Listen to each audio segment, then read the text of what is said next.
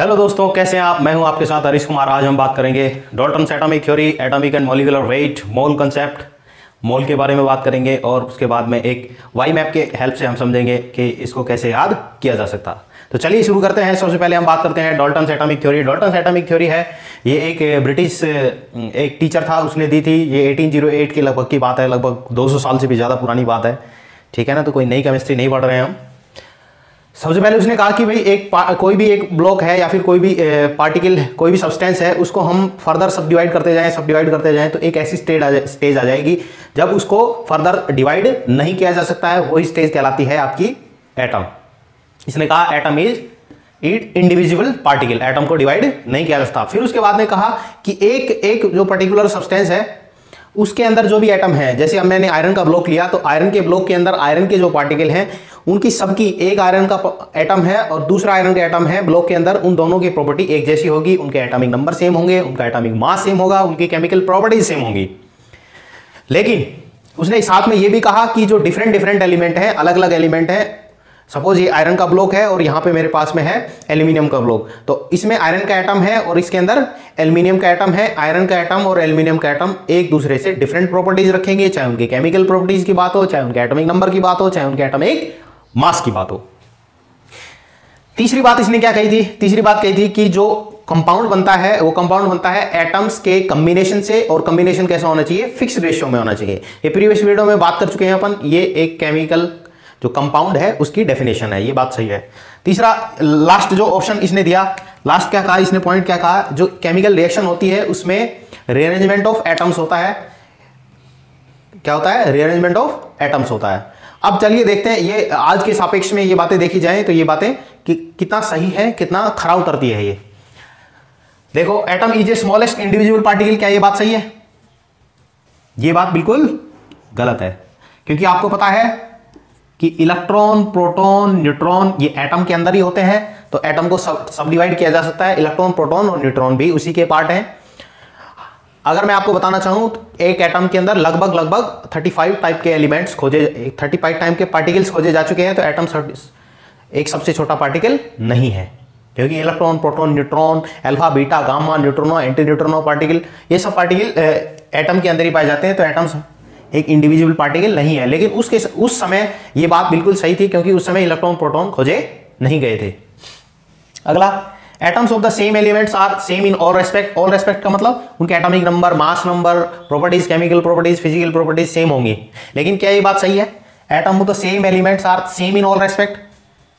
चलो ये बताओ, आपने ये नाम सुना होगा कार्बन 12 और कार्बन 13 और कार्बन 14, क्या है ये ऊपर जो लिखे हुए हैं ये इनके मास नंबर लिखे हुए हैं। क्या लिखे हुए हैं? Mass number. तो आप देखो, ये सेम एलिमेंट है, कार्बन ही एलिमेंट है, सेम एलिमेंट है, लेकिन उनके मास नंबर जो है वो क्या है? डिफरेंट है। तो सेम एलिमेंट है लेकिन मास नंबर क्या है? डिफरेंट है। इसने क्या कहा था? सेम एलिमेंट होंगे, उनकी सब चीजें सेम होंगी, तो ये वाली बात गलत हो गई। और ऐसे जो सब्सटेंस होते हैं, ऐसे जो एलिमेंट होते हैं जिनके एटॉमिक नंबर तो सेम होता है, मतलब सेम एलिमेंट है, कार्बन ही एलिमेंट है, लेकिन मास नंबर डिफरेंट है, उनको कहते हैं आइसोटोप्स। क्या कहते हैं? आइसोटोप्स। और चलिए अगली बात पे आते हैं। क्या कहता है? Atoms of the different elements are different in all respect, या फिर एक दूसरे से अलग होते हैं। क्या ये बात सही है? तो चलो मैं लिखता हूं, कार्बन 14 और नाइट्रोजन 14 डिफरेंट एलिमेंट है, कार्बन डिफरेंट है, नाइट्रोजन डिफरेंट एलिमेंट है, तो इनकी सारी प्रॉपर्टीज भी डिफरेंट होनी चाहिए। लेकिन इनका क्या मास नंबर तो क्या हुआ? अरे मास नंबर तो सेम आ गया। अगर इनका मास नंबर सेम आ गया, डिफरेंट एलिमेंट है, तो डिफरेंट प्रॉपर्टीज होनी चाहिए थे। तो ये दूसरी वाली बात भी क्या होगी? इसकी गलत होगी। अब इनको कहते क्या है? डिफरेंट एलिमेंट है लेकिन उनके मास नंबर सेम है। डिफरेंट एलिमेंट है और उनके मास नंबर सेम है, ऐसे सब्सटेंस को कहते हैं आइसोबार्स। ऐसे सब्सटेंस को क्या कहते हैं? आइसोबार्स। तो ये वाली देखा जाए, एक compound is a combination of atoms in fix ratio, ये वाली बात सही है। ये डेफिनेशन में पढ़ा था हमने कंपाउंड की में। अगली जो पॉइंट इन्होंने दिया था क्या था? An element is a chemical reaction is the rearrangement of atom. Arrangement होता है एक केमिकल रिएक्शन में, जैसे मैं लिखूं reaction N2 plus H2, reaction में देता है आपको NH3, बैलेंस कर लेंगे इसको। अब देखिए यहाँ पे जो नाइट्रोजन का एक एटम था दूसरे नाइट्रोजन के साथ में कंबाइन था, केवल नाइट्रोजन के साथ में कंबाइन था, ये वहां पे जाके क्या हो गया, हाइड्रोजन के साथ में कंबाइन हो गया। ये बिल्कुल सही है, ये बात यहाँ पे अरेंजमेंट ऑफ एटम है, लेकिन ये हर दफा ये बात सही नहीं होती है, क्योंकि आपने पढ़ा होगा न्यूक्लियर रिएक्शंस होती हैं, न्यूक्लियर रिएक्शन में क्या होता है, एक बड़ा एटम होता है, न्यूक्लियर फिशन की बात कर रहा हूं, एक बड़ा एटम होता है, हैवी एटम होता है, उसके ऊपर न्यूट्रॉन का बम्बार्डमेंट किया जाता है, वो छोटे एटम्स में टूट जाता है, छोटे एटम्स में टूट जाता है, नए एटम्स बन जाते हैं। तो उस केस में क्या कहेंगे हम, रीअरेंजमेंट ऑफ एटम नहीं है, ये क्या है, नया रीजनरेशन ऑफ एटम, नया ही एटम जनरेट हो गया। तो क्या होगा, ये बात कुछ हद तक सही है, कुछ हद तक गलत भी है, ठीक है। तो ये हमने देखा डाल्टन एटॉमिक थ्योरी का एनालिसिस, क्या कहते हैं डाल्टन एटॉमिक थ्योरी, ठीक है। अब हम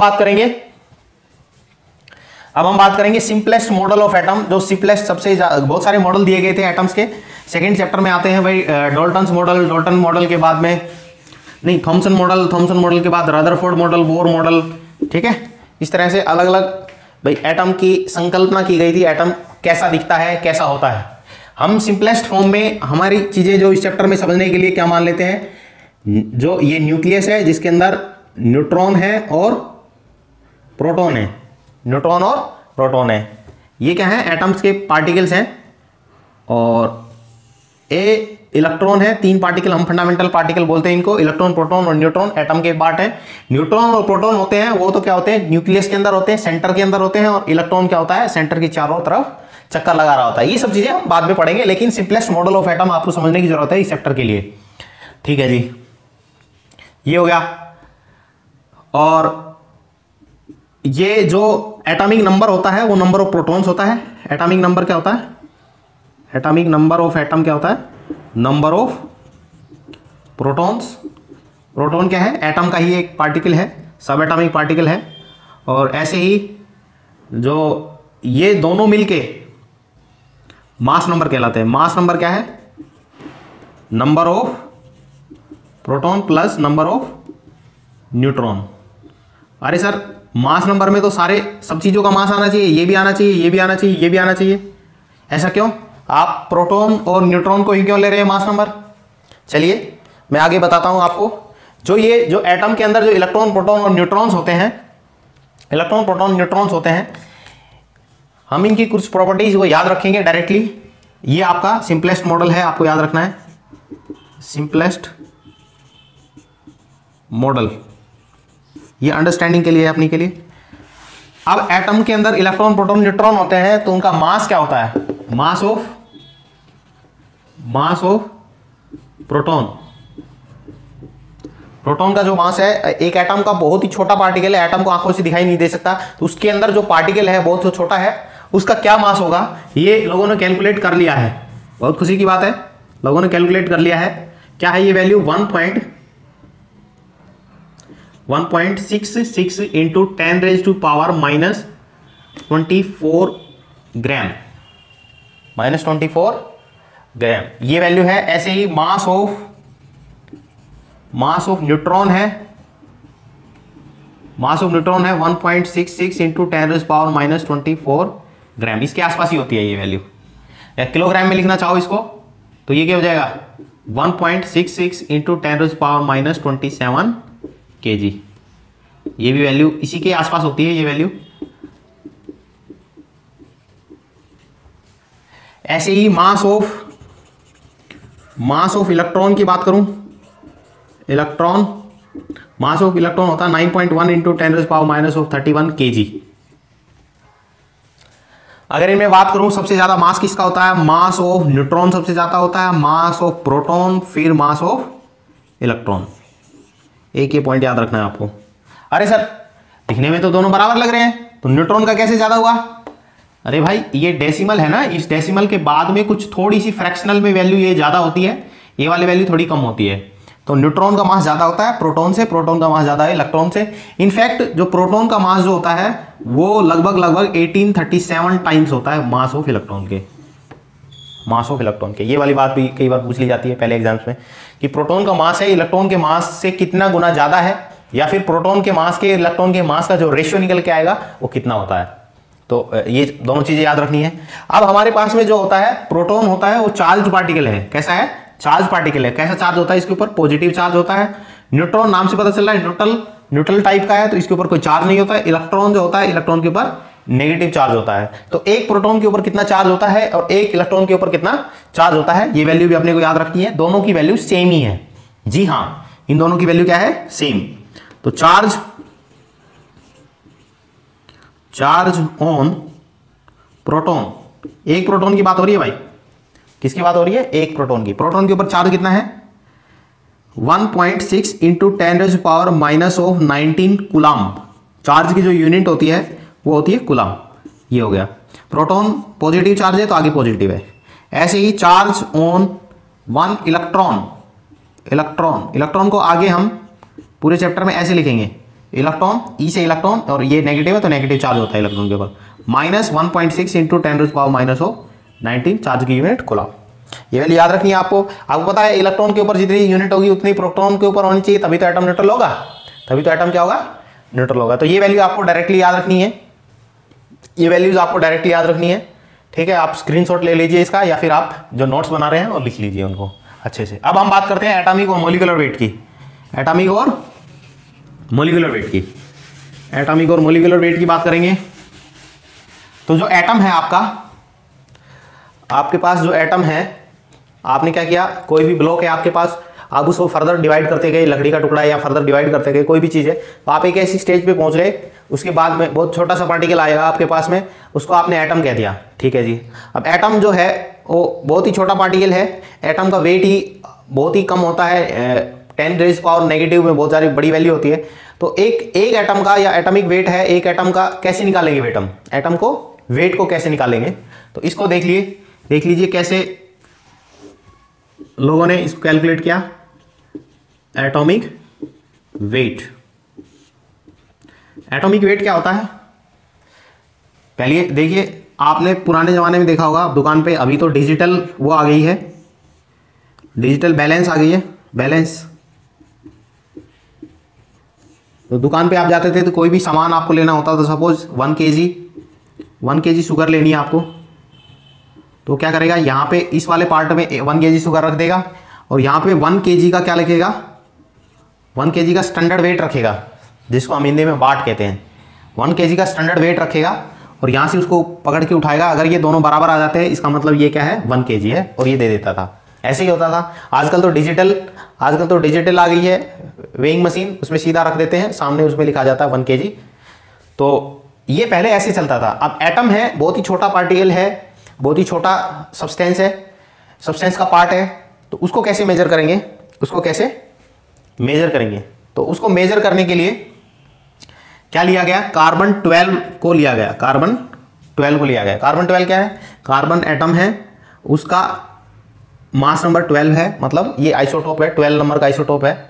ऐसे ही अपन ने अभी देखा था 13, 14 क्या होता है, ये रेडियो एक्टिव होता है। कैसा होता है, रेडियो एक्टिव। आपने पढ़ा होगा बचपन में कि ये जो अब खुदाई में निकलते हैं ना, कोई भी सामान निकलता है, सिक्के निकलते हैं, कहते हैं कि भाई 400 साल पुराना है, 500 साल पुराना है, तो कौन उसको बैठ के देख रहा था कि भाई 400 साल हो गए, 500 साल हो गए। तो उसको मेजर करने का तरीका है वो कार्बन 14 यूज़ किया जाता है, कार्बन डेटिंग बोलते हैं उसको। चलिए, हम बात कर रहे थे कार्बन 12 की। कार्बन 12 है, ये आइसोटोप है कार्बन का, इसका यूज किया गया। इसका जो एटॉमिक वेट है, उसकी वो 12 एग्जैक्टिव मान लिया गया, 12 वैल्यू मान ली गई। और जो ये है, सपोज ये एक एटम है कार्बन 12, इसके 12 पार्ट जो है कर दिए, सपोज इसके 12 पार्ट में कर लेता हूँ, 1 2 3 4 5 6 7 8 9, ऐसे बराबर हमने पार्ट कर लिए।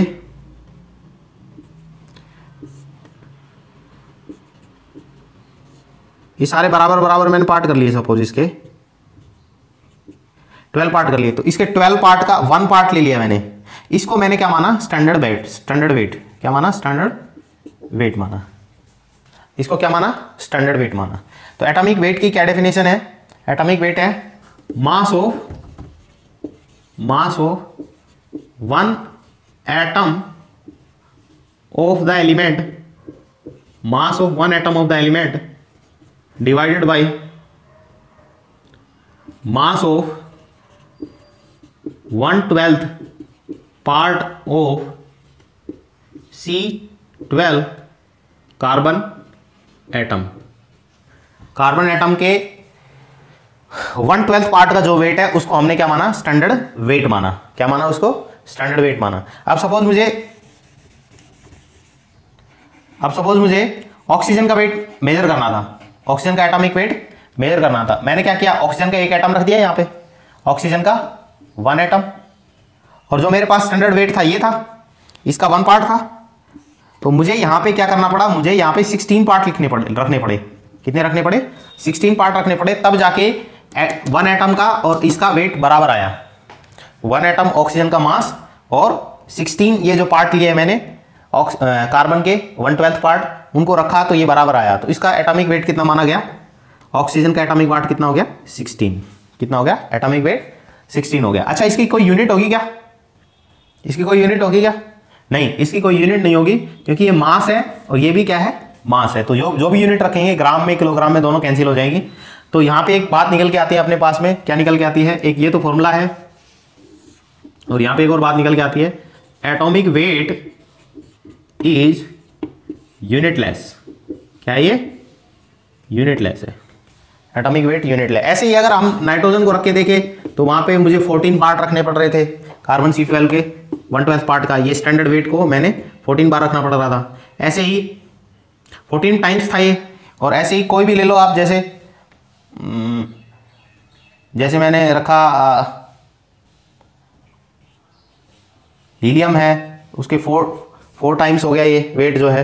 तो एटॉमिक वेट क्या हो गया, समझ में आ गया होगा, mass of 1 atom of the element divide by the mass of 1/12 part of C12 carbon atom. अब लोगों ने क्या किया, जब सोफिस्टिकेटेड टेक्निक्स आ गई अपने पास, सोफिस्टिकेटेड टेक्निक्स आ गई एटॉमिक वेट को मेजर करने के लिए, तो ये mass of 1/12 part of C12 carbon atom है, ये लगभग आया अपने पास में 1.66 इंटू 10⁻⁻24 ग्राम। कितना है ये वैल्यू, 1.66 × 10⁻⁻24 ग्राम। इसी वैल्यू को हम कहते हैं AMU। क्या कहते हैं, AMU, atomic mass unit, atomic mass unit, right, इसको कहते हैं एटॉमिक मास यूनिट। इसका नया नाम है, उसको कहते हैं यूनिफाइड मास, यू लिखते हैं उसको, क्या कहते हैं इसको, यूनिफाइड मास, यूनिफाइड मास। और इसका दूसरा नाम भी है डाल्टन। क्या है इसका नाम, डाल्टन। ठीक है, डाल्टन ने बहुत अच्छे काम किए थे इसमें केमिस्ट्री के रिगार्डिंग, तो उसको रेस्पेक्ट देने के लिए इसका यूनिट रख दी डाल्टन। तो ये हो गया 1/12 पार्ट। अब अच्छा, यहां से अगर मुझे निकालना हो mass of 1 atom of the element, mass of 1 atom of कोई भी एलिमेंट है, ये मास निकालना है मुझे, कितना आएगा ये AMU, ये यूनिट क्या है, AMU को एटॉमिक वेट से मल्टीप्लाई करेंगे। तो क्या लिखूं, जो भी एटॉमिक वेट है उसके साथ में AMU से मल्टीप्लाई कर देंगे, या फिर उसके साथ में AMU लिख देंगे। ये क्या जाएगा, एक एटम का मास आ जाएगा किसी भी एलिमेंट के लिए। जैसे मुझे ऑक्सीजन का लिखना था, अभी ऑक्सीजन का लिखना था, mass of 1 atom of oxygen, 1 atom of oxygen. तो क्या होगा, ऑक्सीजन का मुझे पता है एटॉमिक वेट कितना है, 16, साथ में क्या लिख दूंगा, AMU। इसको ऐसे भी लिखा जा सकता है, 16 × 1.66 × 10⁻⁻24 ग्राम। बोलो जी, ये वैल्यू लिखी जा सकती है। तो इस तरह से आप एक एटम का भी एलिमेंट का वेट निकाल, ऐसे ही एटॉमिक वेट की तरह ही हमें अब मॉलिक्यूलर वेट पढ़ना है। क्या पढ़ना है, मॉलिक्यूलर वेट। तो चलिए लिखते हैं मॉलिक्यूलर वेट।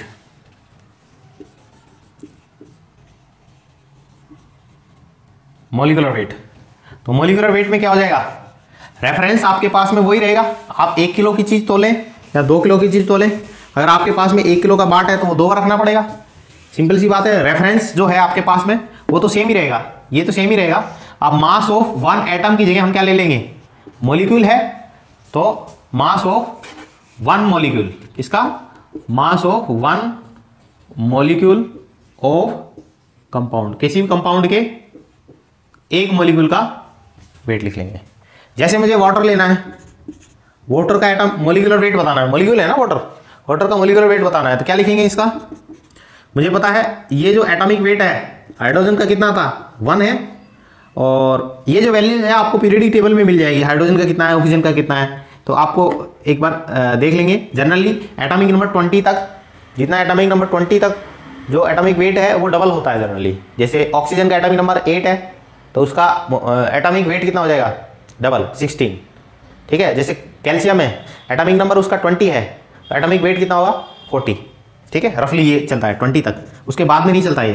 तो ये हाइड्रोजन का 1 है, इसमें डबल नहीं होता। और ये हो गया 2 एटम है अपने पास हाइड्रोजन के, प्लस ऑक्सीजन का एटॉमिक वेट अभी लिखा था यार 16, तो ये आ गया 18 आ गया अपने पास में।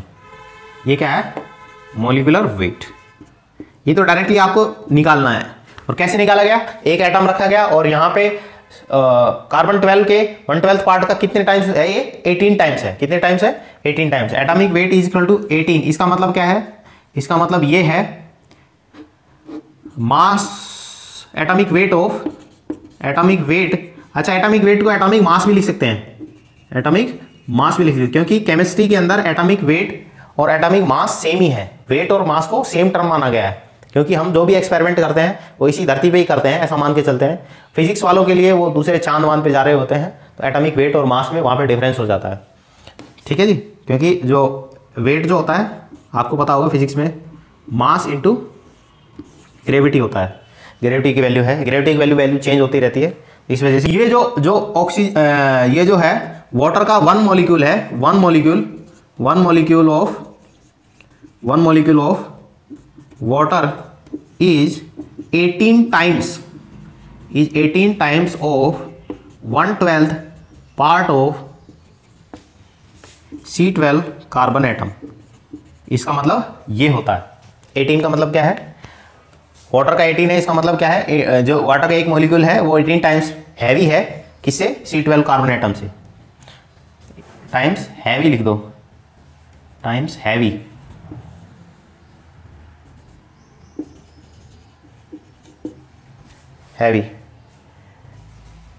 Heavy than 1/12 part of C12 carbon atom. तो ये बात समझ में आ गई, 18 की फीलिंग आ रही होगी, ये 18 एटॉमिक वेट 18 क्या होता है, ये थोड़ा सा फील करके देखो कि भाई कैसे होता है ये चीज़ें, ताकि आपको आसानी से चीज़ें याद रहेंगी, फिर भूलेंगे नहीं, आप अंडरस्टैंडिंग से चलते रहें। तो ये हो गया एटॉमिक वेट की बात हो गई। ऐसे ही हमें mass of 1 molecule of compound निकालना हो, mass of 1 molecule of A compound, ये क्या हो जाएगा बच्चे, ये तो एटॉमिक मास यूनिट है ही, और इसको किससे मल्टीप्लाई कर देंगे, मॉलिक्यूलर वेट इनटू में यू क्या है, वही एएमयू है, यू क्या है, वही एएमयू है। तो इस तरह से हमने एटॉमिक वेट और एटॉमिक मास के बारे में बात कर लिया। ऐसे ही होता है एक दो चीजें और आती हैं, एवरेज एटॉमिक मास या एटॉमिक वेट। एवरेज क्या हो गया भाई, अभी तो हमने ये पढ़ा सर, एटॉमिक वेट और मॉलिक्यूलर वेट तो पढ़ लिया। अब एवरेज क्या है, एवरेज कुछ नहीं है भाई, ये किसके लिए कैलकुलेट किया जाता है, फॉर आइसोटोप्स। किसके लिए, आइसोटोप्स के लिए। जैसे कार्बन है, कार्बन आपको पता है, कार्बन जो आप माइनिंग करेंगे कार्बन की, तो कार्बन निकालेंगे धरती से, तो कार्बन जो है वो 3 आइसोटोप्स में एग्जिस्ट करता है। आइसोटोप्स मैंने बताया था एक ही एलिमेंट हो जिनका मास नंबर क्या हो, डिफरेंट हो। ठीक है, कार्बन ही है, ये भी कार्बन है, ये भी कार्बन है, लेकिन इनके मास नंबर डिफरेंट है। अब इनको अबंडेंस जो है, इनकी उपलब्धता है, ये तो एलिमेंट हो गया आपका, और ये अबंडेंस है। ये जो है, ये जो पाया जाता है ऑलमोस्ट ये 98.89% के आसपास होता है किसी भी सैंपल के अंदर। ये जो किसी भी सैंपल के अंदर 1.1 के अप्रॉक्स होता है, और जो ये वैल्यू होती है, ये कार्बन 14 है, ये बहुत ही कम होता है, 2 × 10⁻⁻10 के अप्रॉक्स होता है ये। ठीक है जी, ये परसेंटेज में है, ये वैल्यू किस में है, परसेंटेज में। तो एवरेज एटॉमिक वेट निकलेगा इस केस में, जिनके भी आइसोटोप है, जिन एलिमेंट के भी आइसोटोप है, उनका एवरेज एटॉमिक वेट निकाला जाता है। ठीक है, कैसे निकालेंगे, सिंपल है, जो भी उनका मास नंबर है, मास है, उसको मल्टीप्लाई कर दो उसकी अबंडेंस से। कितने से, अबंडेंस जो भी है, ये वैल्यू इसके लिए ये है, प्लस ये क्या है 13, इसकी अबंडेंस कितनी है 1.1, प्लस ऐसे ही 14 मल्टीप्लाइड बाई इसके अबंडेंस 2 × 10⁻⁻10।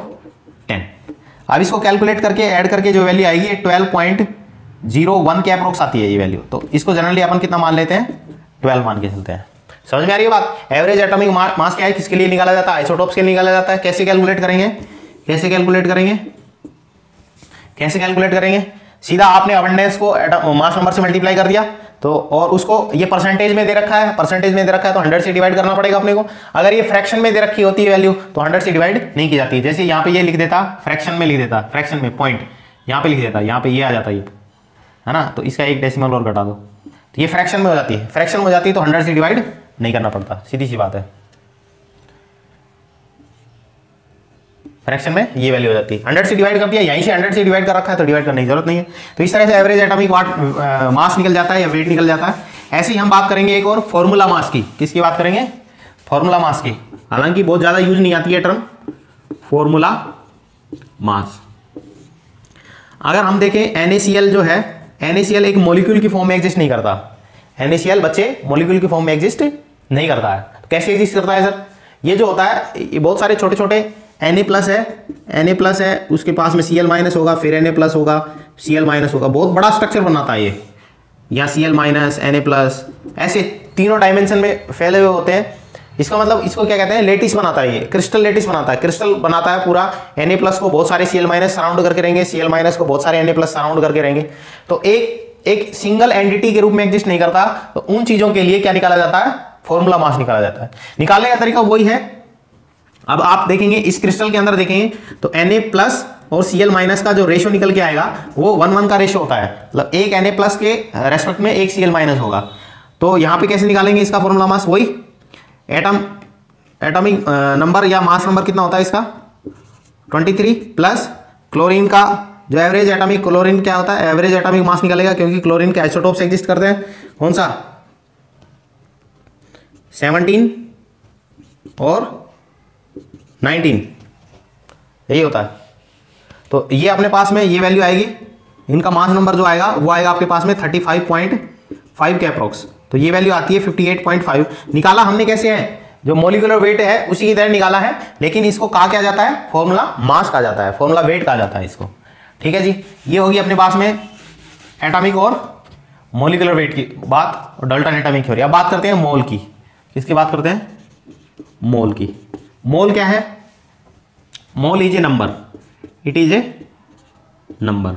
कैसे, जैसे 1 डजन होता है, डजन, एक डजन में कितने होते हैं 12 आइटम्स, 12 आइटम्स। एक डजन में कितने होते हैं 12 आइटम। ऐसे ही 1 मोल के अंदर क्या होते हैं, 1 मोल के अंदर होता है 6.022 इंटू 10⁻23 आइटम्स। वो आइटम कुछ भी हो सकती है, वो आइटम कुछ भी हो सकती है। लेकिन केले जो है, यदि सपोज दुकान पे गए केले लेने गए तो 1 डजन कहेंगे तो वो 12 आइटम देंगे। अब दुकान पे जाके कहोगे 1 मोल केले दे दो, तो केले के लिए ये टर्म अप्रोप्रिएट नहीं है क्योंकि 10⁻2 ही 100 हो जाता है, तो 10⁻23 तो बहुत बड़ी टर्म हो गई। ठीक है, इसको यूज किया जाता है किसके लिए, फंडामेंटल पार्टिकल्स के लिए। किसके लिए, फंडामेंटल पार्टिकल्स के लिए, जिनको इलेक्ट्रॉन प्रोटॉन न्यूट्रॉन कहते हैं, इलेक्ट्रॉन प्रोटॉन न्यूट्रॉन। क्योंकि एक एटम के एक जो आपने थोड़ा सा एक छोटा सा भी 5 ग्राम सब्सटेंस भी ले लिया, 5 ग्राम अपन ने कार्बन भी ले लिया, उसके अंदर हजारों एटम होते हैं, लाखों एटम होते हैं कार्बन के। तो उस लाखों बड़ी संख्या को डील करने के लिए हमने एक टर्म ली है, क्या है, मोल है। ठीक है जी, तो मोल क्या है, एक नंबर है। मोल क्या है, एक नंबर है। और ये नंबर कहां से आया, ये नंबर कहां से आया, ये ऐसे तो नहीं है कि सो के किसी ने उठ के लिख दिया 1 mole is equal to this one, नहीं। ये नंबर कैसे आया, ये जो नंबर है it is the number of, it is the number of atoms, ये नंबर ऑफ एटम्स है in 12 gram of C12 carbon atom.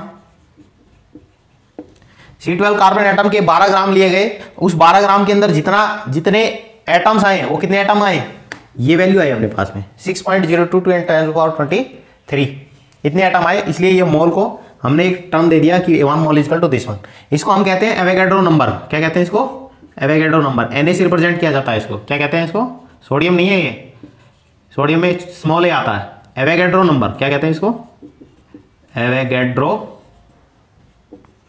Number. ठीक है जी, मोल क्या है? एक नंबर है। किसके लिए काम आता है? फंडामेंटल पार्टिकल्स के लिए, है ना, used for fundamental particles. Fundamental particles, fundamental particle electron, proton, neutrons को फंडामेंटल पार्टिकल्स कहते हैं। हाँ, इवन एटम्स के लिए भी यूज की जाती है टर्म्स, एटम्स, मॉलिक्यूल्स, क्योंकि ये भी बहुत ही छोटे छोटे होते हैं। इन सब के लिए जो बहुत ही स्मॉल एंटिटीज होती है, स्मॉल क्वांटिटीज होती है, उनके लिए यूज किया जाता है ये मोल। ठीक है जी। अब पुराने जमाने में जो टर्म यूज की जाती थी 1 ग्राम एटम, ऐसे आपको ग्राम और एटम एक साथ लिखे हुए मिल जाएं। 1 ग्राम एटम का मतलब होता है 1 mole of atom, 1 mole of atom, ये बात याद रखनी है। ऐसे ही 1 ग्राम मॉलिक्यूल लिखा हो जाए, ये ओल्ड कन्वेंशन है। 1 ग्राम मॉलिक्यूल का मतलब होता है 1 mole of molecule, old convention. Old convention है, पुराने ज़माने में ये लिखा जाता था। ठीक है जी, ये मोल हो गया आपके पास में। अब मोल है, उसको कैलकुलेट कैसे करना है? मोल कैसे कैलकुलेट करना है? तो हमने बताया आपको 1 मोल जो होता है उसके अंदर इतने पार्टिकल्स हैं। सपोज आपके पास में एक सब्सटेंस दे रखा है, क्वेश्चन ले लेते हैं सिंपल सा कंसेप्ट को समझने के लिए। जैसे ये लिख दिया मेरे पास में 12.044 इंटू 10⁻23 एटम्स ऑफ ऑक्सीजन दे रखे हैं मुझे। किसके एटम दे रखे हैं? ऑक्सीजन के। और हमसे पूछा है इसके अंदर कितने मोल होंगे, इसके अंदर कितने मोल होंगे। तो कैसे करेंगे? मुझे पता है कि 6.022 इंटू 10⁻23 एटम्स, है ना, पार्टिकल्स लिखा था, आइटम लिखा था, आइटम की जगह क्या आ गया? एटम्स इज इक्वल टू 1 मोल। ये होता है 1 मोल। और 1 एटम इज इक्वल टू ये नीचे आ जाएगा 1 divided by Na, 1 divide by Na। Na को क्या कहते हैं अपन? 6.022 इंटू 10⁻23। बोलो जी, आप निकालना है मुझे 12.044 इंटू 10⁻23 एटम्स के बारे में। इसके अंदर कितने मोल होंगे? तो ये आ जाएगा इसके मल्टीप्लाई में 6.022 इंटू 10⁻23। अब तो कर ही दोगे। 23 से 23 कैंसिल हो गया, ये 2 टाइम्स चला गया, इसका मतलब 2 मोल्स। इसका मतलब इतने एटम लेंगे ऑक्सीजन के, उसके अंदर 2 मोल्स होंगे। अब इतनी क्वांटिटी को लिखेंगे तो ये कन्वीनियंट भी नहीं है, ना ही ये सूटेबल है, लिखने में गलती हो जाती है। इसलिए अब यहाँ पे इसकी जगह हम 2 मोल्स लिख दें तो ये कैलकुलेट करने में, डील करने में आसान रहती है, इसलिए मोल के टर्म का यूज किया जाता है। ठीक है जी। तो यहाँ से एक फॉर्मूला भी निकल के आया मेरे पास, number of moles is equal to, क्या फॉर्मूला निकल के आया है? Number of moles is equal to, ये क्या है? Number of atoms given, number of atoms given. ये एटम्स हमें दे रखे थे। अब यहाँ पे एटम हो तो एटम हो जाएगा, मॉलिक्यूल हो तो मॉलिक्यूल हो जाएगा, इलेक्ट्रॉन हो तो इलेक्ट्रॉन, प्रोटॉन, न्यूट्रॉन। ठीक है जी। तो number of atom given divided by क्या है? ये क्या है? Na, डिवाइड बाई Na कह दो, या फिर 6.022 इंटू 10⁻23। ये आ गया हमारे पास में वन फॉर्मूला। एक फॉर्मूला मैं यहाँ पे लिख देता हूँ। एक फॉर्मूला है मेरे पास में, number of moles is equal to number of particles भी लिख सकता हूँ। पार्टिकल्स का मतलब इलेक्ट्रॉन, प्रोटॉन, न्यूट्रॉन, ये होता है एटम, मॉलिक्यूल, और डिवाइड बाई Na। एक फॉर्मूला ये आ गया मोल को कैलकुलेट करने का। चलिए अब दूसरा देखते हैं, एक क्वेश्चन देखते हैं, उसकी हेल्प से एक और फॉर्मूला कैलकुलेट करते हैं। क्वेश्चन, 1 मोल ऑफ सल्फर का मास कितना होगा? 1 मोल ऑफ सल्फर का मास कितना होगा? ठीक है जी। क्वेश्चन क्या है? 1 मोल ऑफ सल्फर का मास कितना होगा? मुझे पता है mass of 1 atom of sulphur, पिछले फॉर्मूले से लिखा था मैंने। सल्फर का एटॉमिक वेट हो गया 32, और एक एटम का पूछा है तो उसके साथ में क्या जाएगा आपके पास में? मल्टीप्लाइड बाई AMU, यही था। एक एटम का ये आ गया। एक मोल के अंदर कितने एटम होते हैं? 1 mole is equal to 6.022 into 10⁻23 atoms. यहाँ पे एटम्स की बात हो रही है, एटम हो गए। तो 1 मोल का मास निकालना है, mass of 1 mole of atom, mass of 1 mole of atom. Mass of 1 mole of atom क्या आएगा भाई, एक एटम का तो ये है 32 मल्टीप्लाइड बाई AMU की वैल्यू कितनी है 1.66 इंटू 10⁻24। ये वैल्यू थी अपने पास, ये वैल्यू ग्राम में आती थी, मल्टीप्लाइड बाई ये तो एक एटम का हो गया, एक मोल का निकालना है तो मल्टीप्लाइड बाई 6.022 इंटू 10⁻23। अब देखिए आप कैंसिल करेंगे तो आपके पास में अद्भुत रूप से ये वैल्यू और इसके साथ में कैंसिल हो जाती है, तो आपके पास में आ जाता है ग्राम में वैल्यू। क्या आ जाती है, ग्राम में वैल्यू आ जाती है। तो आप बेसिकली यहाँ से एक कंक्लूजन तो ये निकाल सकते हैं कि 1/Na Avogadro number is equal to AMU के बराबर होता है, क्योंकि ये दोनों कैंसिल हो गए यहाँ पे। तो mass of 1 mole of atom है किसका, सल्फर का, ये आता है 32। ये कितना आता है 32। और mass of 1 mole of atom ये है, इसी को ही कहते हैं मोलर मास। क्या कहते हैं इसको, मोलर मास। ये मोलर मास कहलाता है। और मोलर मास क्या होता है, it is the mass of 1 mole of atom. और ये किसके बराबर आता है, मोलर मास। एक मोल का है, मोलर मास किसके बराबर आता है, एटॉमिक वेट। एटॉमिक वेट, बहुत ही अद्भुत बात बताने वाला हूं मैं आपको। एटॉमिक वेट मल्टीप्लाइड बाई ग्राम। अगर एटॉमिक वेट को ग्राम में लिख दिया जाए तो वो 1 मोल का मास आता है, और एटॉमिक वेट को AMU में लिखा जाए तो एक एटम का मास आता है। वापस सुन लीजिएगा, अगर एटॉमिक वेट को AMU की टर्म में लिखा जाए तो वो मास ऑफ 1 एटम होता है। अगर एटॉमिक वेट को ग्राम की टर्म में लिखा जाए तो वो 1 मोल ऑफ एटम्स का मास होता है, जिसको हम मोलर मास भी कहते हैं। क्या कहते हैं, जिसको हम मोलर मास कहते हैं। तो यहां से ये जो चीज निकल के आई है, ये चीज बहुत ही इंपॉर्टेंट है। ठीक है जी। अब हम एक फॉर्मूला जो कैलकुलेट करना था, वो फॉर्मूला क्या निकल के आया हमारे पास में कि नंबर ऑफ मोल्स अगर मुझे निकालने हैं, नंबर ऑफ मोल्स मुझे निकालने हैं, अगर मुझे मास दे दे, mass of substance, mass of substance किसमें, ग्राम में। मास ऑफ सब्सटेंस मुझे क्या दे दे, ग्राम में दे दे, तो एक मोल का सब्सटेंस के मास से मैं डिवाइड कर दूंगा। इसका मतलब किससे, मोलर मास से डिवाइड कर दूंगा। जितना मास दे रखा है उसको 1 मोल के मास से डिवाइड कर दूंगा, तो यहां पे टर्म्स आ जाएगी 2 टाइम्स या 3 टाइम्स है, तो वो क्या हो जाएगा, मोलर नंबर ऑफ मोल्स आ जाएंगे हमारे पास में। तो एक फॉर्मूला ये हमारे पास में आया, एक फॉर्मूला ये आ गया हमारे पास। अब चलिए देखते हैं, एक और टर्म यूज की जाती है, एक और टर्म यूज की जाती है गैस के लिए। किसके लिए, गैस के लिए। एक स्टेटमेंट लिखता हूं मैं गैस के लिए, an ideal gas eight STP of 1 mole occupies 22.4 litre volume. क्या लिखा जी, एक आइडियल गैस है STP पे, उसका 1 मोल अगर लिया जाए तो 22.4 लीटर वॉल्यूम ऑक्यूपाई करती है। तो आइडियल गैस किसे कहते हैं, आइडियल गैस उसे कहते हैं, अभी हालांकि इसका चैप्टर आता है, अभी मैं बता देता हूं, आपको याद करने की जरूरत नहीं है। आइडियल गैस क्या होती है, वो गैस उसकी दो प्रॉपर्टीज को फॉलो करती है। एक तो उनके जो आइडियल गैस के जो मॉलिक्यूल्स हैं, गैस के मॉलिक्यूल्स के बीच में अट्रैक्शन नहीं होना चाहिए। दूसरा, गैस के जो वॉल्यूम ऑक्यूपाई करेगी, अगर गैस ये यहाँ पे पूरे में घूम फैली हुई है, अगर इस गैस को मैं कंडेंस करूँ, एक जगह लेके आऊँ, तो वो सपोज इतनी सी वॉल्यूम आ जाती है, तो गैस ने जो वॉल्यूम ऑक्यूपाई किया है वो इस बड़े वॉल्यूम के कंपैरिजन में क्या है, नेग्लिजिबल है। क्या है, नगण्य है, मतलब ना के बराबर है।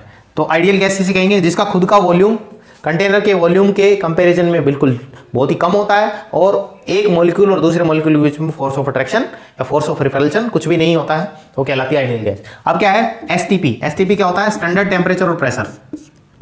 केमिस्ट्री में स्टैंडर्ड टेम्परेचर को माना गया है 273 केल्विन, और प्रेशर को माना गया है 1 बार, ये आपको एनसीईआरटी में लिखा मिलेगा, लेकिन अपन कैलकुलेशन के लिए 1 एटम एटमोस्फेयर के बराबर भी ले लेते हैं, 1 एटीएम।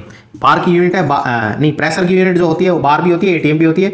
ये दोनों रिलेशन इनमें दोनों में लगभग क्या होता है, 1 बार इज इक्वल टू 101 दूंगा अगर 3 2 5 की तो